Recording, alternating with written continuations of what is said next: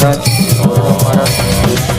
का वंदन किया करो, अजी शिव का वंदन किया करो जी। राम भजो जी राम भजो, अजी राम भजो जी राम भजो जी। शिव की महिमा बड़ी है न्यारी, भोले की महिमा है न्यारी। सुनो ध्यान तय सब नर नारी, शिव के ब्याह की कथा सुनाए, अजी शिव के ब्याह की कथा सुनाए। सुन लो भक्तों ध्यान लगाए। बगर बम बम बगर बम बम बगर बम बम बगर बम बम बगर बम बगर बम बगर बम।